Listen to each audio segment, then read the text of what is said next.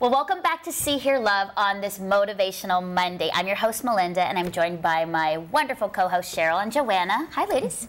How you doing? I'm doing great. Yeah? Yeah. Good. Any song? You look fab. Thank you. Oh, thank you. Yes. Yeah. Any song today? Say what you wanna say. Oh, say. Do you know this Let one? the words fall. Yeah, sure. What you want. We just like doing that. And our special guest, Sue Wigston, is going, Yes. what have I signed myself up for? Well, we're Just talking don't about ask me to brave do that. women, so I want to see you be brave. I know. I'll choose other methods. Yeah. Sue is the COO at Eagles Flight, where for over 20 years she has successfully led culture transformation in Fortune 500 companies all around the world, and has established herself as an authority on training and development. Wow. Wowza! We are going to learn a lot from you, Sue. Welcome to the show. Thank you. I think we're ready. Like, we're already like, okay, leadership, culture Let's transformation. Let's just get in right now. Yes. All right. Well, we can't wait to talk about leadership, as all three of us, Sue, are in leadership positions in our work and in ministry. So I think there's a lot that you can share with us. But how did you get? Let's just start off the top. So we want to know backstory, Okay, and then kind of get into the nitty gritty. But how did you get to the position of COO of an organization that does this with, you know, Fortune 500 companies? That's a big deal. Well, it's an incredible privilege, and I call myself the girl with no career aspirations who kept getting promoted. To be completely honest, I love that. my husband got hired by Eagles Flight 23 years ago, and we had a brand new baby, and I was going to be a stay-at-home mom.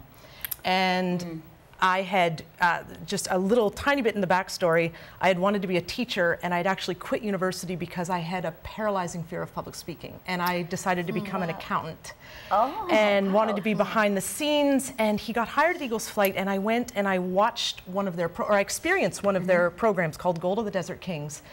And I was blown away by the principles. I was just completely obsessed with the principles and what it taught, and immediately started applying it to my life and asking questions. And my desire was to be a stay-at-home mom, but I very quickly realized that if I was going to be a really great mom, I had to find something to challenge myself. And so that is good. Yeah, so I started, I had the opportunity after asking millions and millions of questions. They were finally like, enough, why don't you just try this? And I actually went and facilitated a program, and was sick twice the morning of, and Like sick because you were just physically sick. I was so nervous. Anxious. But the adrenaline on the other side and the feeling of accomplishment, I was just hooked. Yeah. And so while I have 3 kids now, and they're 23, 21, and almost 18, and while they were growing up, I had this desire to build my career because I'm driven by challenge, but do it in a way that my kids didn't really know I worked full time. So my journey, my journey has been, you know, I was a facilitator for a number of years, and then they asked if I would manage the facilitators, and then they asked if I would be the director of North American facilitations, and then can you take on development? Now can you start? And every time it was a conscious decision of what is the impact on my family? Do I feel like I can find balance? And if so, and if when, I will do it. And so sort of on my own terms, I've been able to build an incredible career where now I'm, you know, I'm the chief operating officer, and I get to work in all of these companies with executives and leaders and just help grow leadership. And I love that you're saying it's on your own terms. On my own terms. Because balance is going to look different for different people. It is. And capacities are different. And so, you know, this judginess that lots of people want to do about how someone is able to do these things and someone else isn't. Everybody's story, No one everyone's story is so different, and everyone's family and everyone's context and everything is so different. Our history. I love. I have 3 kids as well. Are 3 girls? 2 boys and then a girl. Me too. Is the girl in the middle? She's the youngest. Oh, okay. Yeah, close. Yeah, but I love how you've raised three kids, and there was a line you said that just you said that I wanted to work in a way that it felt like I wasn't working full time. Can you just dig into that a little bit? My CEO came to me one day and he said, "Sue, how much money do you want to make?" And I said, "I'm not driven by money." And he said, "No, but how much money do you want to make?" And he chose a number. And what he said to me is, if you want to grow in your career, what you need to do is figure out how to do your job between the hours of 10 and 3. Because when you can do your job between the hours of 10 and 3, you free up time to take on more responsibility for which we will pay you, and you will grow in your career. And about 2 weeks later, I came back and handed him a plan of how I wanted to work 10 to 3. I don't want any more money, thank you very much. This is how I'm going to get my balance. And it's always forced me to figure out how to do what I want to do in less time, more efficiently, more effectively, so then I can choose what to do with the rest of those hours. Yeah, and so while my kids were all in school, it was coaching their teams, it was going on field trips, it was doing all of those things. Wow. Amazing. And they certainly knew that I worked. And there were seasons where, and I call them seasons, where as a family it was like, okay guys, for the next 4 months, it's going to be really busy, or I'm going to have to travel, or I'm going to have to do these things, but it was for a season. Right. It was never the new normal. I always wanted it to be a season. I love that. Do you think that most people can work within 10 to 3 and be that efficient in their day? Because I say this because so many people are like, I've got to work 13-hour days. Yeah. I just did a 16-hour day, Melinda. Now, I understand seasons, but when you see that long term and you're seeing people, that is their life, that is work. Yes. Is it a time management? What are your thoughts about that? To an extent, it is a choice. So it depends on what your accountabilities are. So there are definitely times where I can't do my job 10 to 3, but that's what I call a season. That it depends what you commit to do. But I do always believe that if you are intentional and it's a choice, you can find out how to do things better, stronger, faster. So better, stronger, faster. You said you said the golden word there, choice, because I have a question for you. It's what I'm hearing come through is working smarter, not harder. Yes. It's a lot of that coming through. But how do you make that choice? How do you switch? How do you go from working harder to working smarter? Like, what do you do? So first of all, I think it's asking what drives you. What is the reason why? There's got to be a really good reason why I want to do it, because that sort of the outcome that I want will drive my behavior. The why. Yeah. But I try to spend a lot of time when I'm not being efficient, or if there's days that I just know you have absolutely no discipline at all today. You are choosing to do everything but your job, and YouTube, Facebook, Netflix. Exactly. So what is it that you are putting off? Because the consequence is it's going to eat into family time, or it's going to create more stress. So a lot of it is just I try to learn how to be disciplined, and I do that by finding people who are disciplined and trying to learn from them. And I think the other question that always comes up, which as a leader is so important, is to ask the question, and where am I holding on to power? Where am I holding on to power that I could give that power to someone else? Because someone else can do that job. I don't have to do it all. And we're all like, that is... exactly. But when you do it, it's like, woo! Someone else can do that. I don't have to do that. But you have to trust them that you're giving it to them, and they could mess it up, Sue. Absolutely. Absolutely. But that's what empowerment is. Yeah. It's not just giving it to them, it's giving it to them and saying, and what support do you need so that you can be successful? Yeah. And that's a very big difference between you take this and go and I hope you're okay, and you take this and go and let's talk about the ways that I can support you to guarantee that you feel set up for success. They own it, they're doing it, but I'm there to support, which means I ultimately, I still own the accountability. At the end of the day, if anyone's getting called into the CEO's office, it's me. It's you. So I still have to be involved, but I don't have to do the work. Right. And that's what empowerment's all about. Now, it's good. Now, what happens when they don't do the work? What happens? Because particularly as women, I think there's, not for all, but for a lot of women, you want to be liked, you want harmony, you carry maybe more than your share of weight for the sake of others. I'm making stereotypes based on a lot of women's tendencies. So when someone is underperforming, who works for you? Yes. So I think there's two things. I think that's been one of my greatest challenges in my leadership journey, is my default and my desire to nurture and be nice. You just take it on. I just take it on. And I do it in a way that sometimes it's not even because I don't think they can do it, I just don't want to burden them with more. And you already look busy, so I don't want to put this on you. Or, you don't have confidence, but that's not helpful for me or for them. And so I think there are times when you decide what you're going to give up, you have to understand what the cost of failure is and decide how much risk you're willing to take. So if it is something that is one of our top priorities in the business and it has to be perfect, then I'm going to stay very, very involved to guarantee the outcome. But if the cost of failure is less, then it's the perfect opportunity to let people fail. Go ahead and fail. I struggle with that though. With giving up. With letting people fail. And it's caused so much burnout in my life because I assign something to someone with a deadline quick, come back, do the check-in, not done, not started, or not done well. I do what you do, I thank you, take it back, and now I've got everything back and I'm a one-woman show. And I have to learn to be okay that it's gonna be done at a lower standard of what I'm used to, because that's going to preserve me. Or it's more work up front. Or it's because more work up front. When you hand something off, you have probably have a very clear picture in your mind of what it is you want. And the question is, have you been able to articulate and help them understand that clear picture? Because I find that's often, if someone doesn't meet my expectations, it's usually because I find out we didn't share the same expectation. What I wanted, they didn't see. And so how can they be successful? And so, you know, there's a concept we talk about at Eagles Flight called equal onus. It's my job as a leader to ensure that you're set up for success, but it's your job as someone who's taking on the accountability to ask for clarity, to ensure that you understand. So good. And once you know that, you get to that perfect place of we are seeing the same picture, it's much easier. That's good. As someone younger in my management journey of like learning to manage other people, I find often like what's the common denominator in these issues is me. It's not them. I'm the one. Oh, I haven't communicated this clearly to you.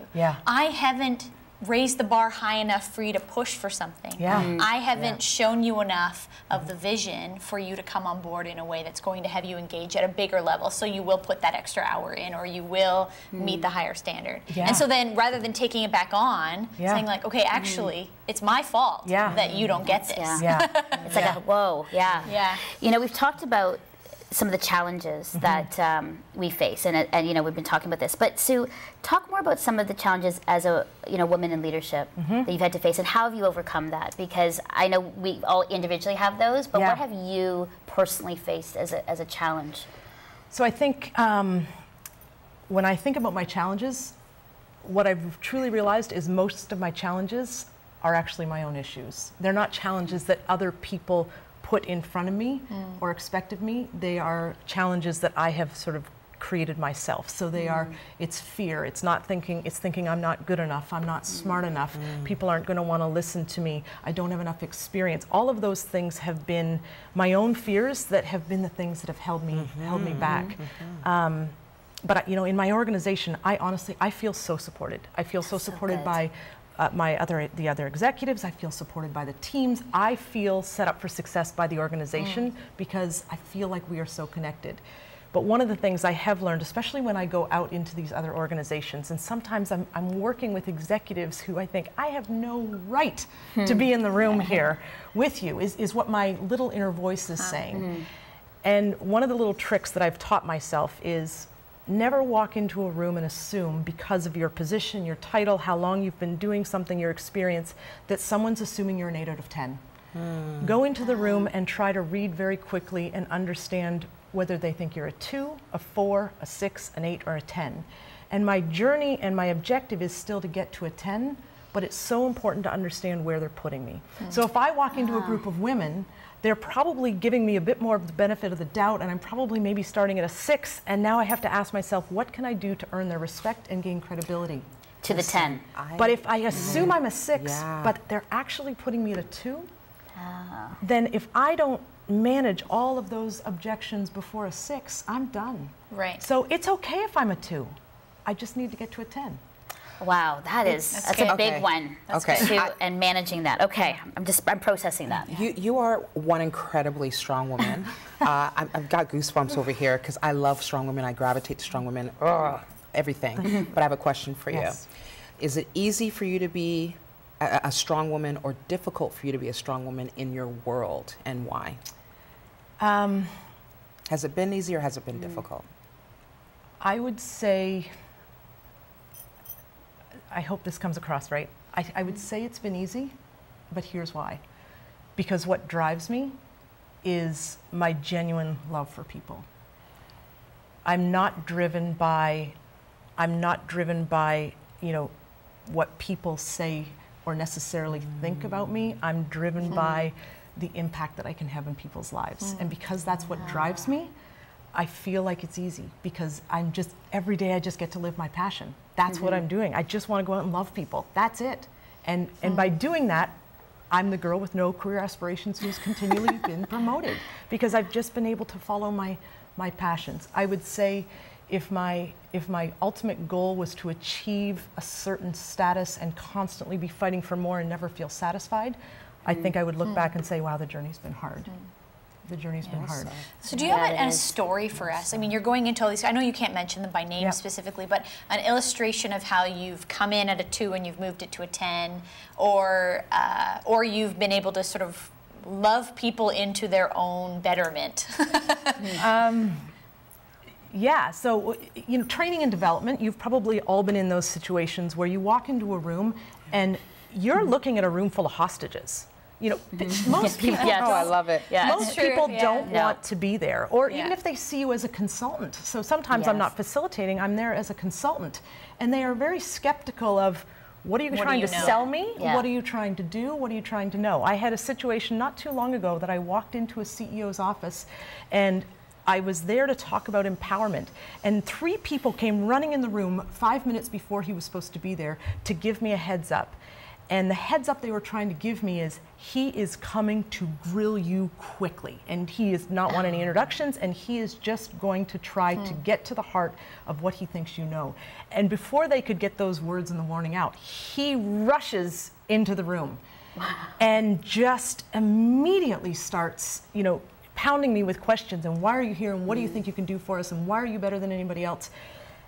And in the moment inside, I'm panicking a little bit. But at the end of the day, it's just stop and speak the truth of what you know. And if he agrees with the truth, then you're okay. And if he doesn't, then you're not going to work together anyway. It's okay. So it's not about, it's just so much like my faith. Just come back to truth and you'll be fine. Right? Come back to truth and you'll be fine. That is such a good life lesson, Sue, on if you go into every situation by loving people, then you don't have to worry about, trying to be who they want to be or trying to be somebody you're not. You just come as you are, you love them, and then you kind of leave the rest to them. Are they going to respond, receive you? You can't control it. You really can't, right? You can't control it. But that's such a counter-cultural shift in thinking, because most people come in to say, I want to control, I want to have power, as they come into a situation. I want to tell them what I know, this is the way, versus coming in that way is totally a different way to go. When I work with leaders and you ask leaders, what does it mean to be a leader? Tell me what you're accountable for. They'll tell me all their functional responsibilities. I do this, I do this, I do this, I do this. What I want leaders of the future to say is, I release human potential. Okay. That's what I do as a leader. I release human potential. I'm here to make people better. And that's a very different mindset of And you what think I'm that's trying to true control. across any type of company? That they could be a person who expresses that? No, I don't. Well, I think they could be. I don't think they do. Right. Very rarely do I ever hear those words. But I believe that to strengthen leaders, if we want to see more effective leaders, we achieve results through people. That's it. That's all. We can't, well, we try to do it on our own. Right. And I've learned the hard way of trying to do it on my own, but we achieve results through people. So how do we make our people better? And if that's my number one priority as a leader, then the results will follow. Right. Yeah.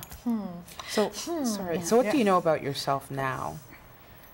The leader, the strong woman. What real big lesson have you learned about yourself? I think I have learned that I am much more capable than I ever thought I was. Confidence has always been a big challenge for me, and fear has ruled. That's why I became an accountant, was because I allowed fear for a long time to rule my life. Wow. And I think what I've learned is sometimes you can't, and that's okay, because that's when others can, but sometimes you can. And that, I love that. Just learning to be confident. And I say it all the time, I'm like, sometimes I just make things up and I say them with confidence. It's true. It's true. Sometimes you just have to. Make it up. Oh, there are times, say it with confidence. When you're confident, I've learned this when I was young too. It's like, you can spot the not confident girl and the confident girl. Yes. And a lot of times I was the confident, I'd act confident and say stuff and it didn't make sense. Sometimes people go, you didn't even know what you were saying. I'm like, no, but I said it with pizzazz, confidence, and people got it. And I've noticed that too. Like when I've talked to guys even, they've said, the girl might not be the number 10 in looks, but if she's got the 10 in confidence, that's the girl we're going to. No, and I go, really? They're like, we can spot a confident girl and a not confident girl a mile away. Yeah. You can see it, how they stand, how they are, how, how they look at people, that, who cares, right? Yeah, and confidence also needs a track record to go with it. Because if you make things up and you say them with confidence and there's nothing behind it to support it or no result at the end of the day, you will fail. So you have to continue to learn to grow in that confidence as well, I think. But does that come too from your own faith? I mean, like, your own, faith in God, that's the foundation for you as you see the world in that way? I think my faith as a foundation, I think there's two things, and I've talked about both of them already, is number one, the God that I love in Jesus is about love. And so if I'm going to model my life after someone, then I just want to love people. That's what I'm called to do. But I think what has been so instrumental in my faith journey is just learning how to recognize lies and find the truth. And the Bible is full of truth. So my faith has been about, if God is love and God is truth, then build your life on love and truth, and don't let lies plant themselves into your heart and take root and become your reality. Look for the truth, and that really is what my faith does for me on a daily basis. Love that. Wow. That's good. Because I think for women, we live with the lies. Yes. How culture, identifies us, what past relationships have said, what parents have said, teachers have said. I mean, when I sit with my girlfriends, and even here, if we sat and said, what are all the lies that people have said over your life? It would be like, lists and lists. Oh, lists. And you, I'm so proud of, the girls here, on the show too, because we've had to push through so many lies in our life to then be here and be honest and authentic about who we are. But I think that's a big one, Sue, that we need to be reminded that we can't believe those lies. And what's a real interesting sort of like byproduct of that, just sidebar, is that there was a mourning that happened for me. I mourned the loss of time that I wasted and spent in wrongful decisions and wrong spaces and whatever, because I listened to these lies. Someone could say to you, you are just too strong a personality, you need to be a bit more feminine and soft. So you spend your time sort of saying, okay, let me not be this and do that, and let me change this, and let me not do that because that looks too, let me do these things and whatever. And you lose that sense of self, and you mourn that. Do you have people in your life, so we all have people in our lives that feed us the lies, and it comes from people, and it comes from social media, and it comes from comes from everywhere. But do you have people, or in your journey have you had people who are also there to help you spot the lies and clarify the truth? I have people that I think do something that's even a little bit more helpful for me. They are truth tellers, and so they don't just spot the lies. They're like, you're not that hot. Okay, thank you. I needed that. I needed that. This was not that great, and you didn't handle that well. And I think we all need someone to come and give that injection of truth. Well, that's a really interesting point that you just made, because sometimes the lies actually do make us feel better about ourselves, don't they? Sometimes they tear us down, sometimes they build us up. But what you just said is the truth is about really helping you be the best person you can be. And then a wise counsel will know when to say what. Because like a parent, you can't expect a 2-year-old to act like a 10-year-old in their behavior and their ability. A wise and loving person caring for us in our life will know when it's time to push into something, when it's time to just, let's choose one thing about what you just did that we can work on, not the 20 things, because you can't do it all at once. It's overwhelming. You go into a pit of hopelessness and despair. I know. Where would we be in life if we had those truth tellers right from the get-go that would say something like, I don't know if this is for you. I don't know if this is your calling, your path. You're struggling in it, hon. And just give that perspective as opposed to like, you're great. That's right. I've always had that. My parents have always told it like it is. They love me, but that's good. That's healthy. But like, what you're wearing, not good on you. That boyfriend, nice guy, not nice for you. Yeah. You know, Yeah. this career direction, you know what? If we just tweak it a little this way, I think you're actually, and I think as a young person, I'm talking under, like before I moved out of their house, Yes. you don't realize how deeply your own parents may know you. Yes. You think you're some sort of mystery to You them. didn't And they're like, we know you so well. And then when you're a bit older, you're able to see, oh, they know and care. You know, if you have a good parent, Yeah. you know, they not only know you very deeply, but they do actually have your best Yeah. interests. Yeah. And so Yes. when they speak that truth, Yeah. it is from a place of, and that doesn't mean they're always right, Yeah.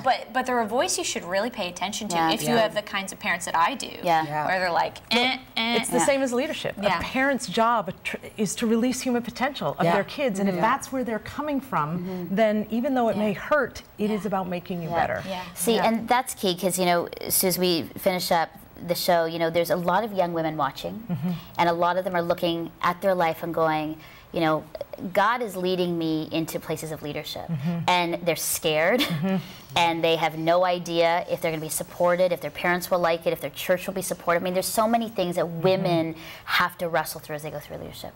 What would be, I mean, we've talked a lot about advice, but what would be sort of like your send-off to them to say, you're at the cusp, you know, go girl, what would you say? John McCulley, who you know, has a great definition of leadership, and his definition that he uses at Muskoka Woods is leaders are people that look at the world and say it doesn't have to be this way and do something about it. And so all it needs to be is if there's something in your life that you know you could do something and make a difference, then do it. Yeah. Then do it. And at the end of the day, you have to own your own consequences, and sometimes they're hard and sometimes they're great. Yeah. But I would just say if you're willing to own the consequences, both good and bad, then follow your heart, see something that doesn't have to be this way, and do something about it. Yeah. Beautiful. That's amazing. Way to end the show. I'm feeling like, yes, very empowered. Sue, This has been great. Thank you. Sue Wigston, thank for you having me. so much. Honestly, we had a blast, and also you can also tell we're like really intently listening, going, I'm learning, I'm learning. To you viewers, if you want more information about Sue, have questions about leadership or any other thing, please go on our website, seehearlove.com. Click on, you know, say hello to talk to us, but also check out our vlogs and blogs that are going to be written all about Sue and maybe some tips that you have for us.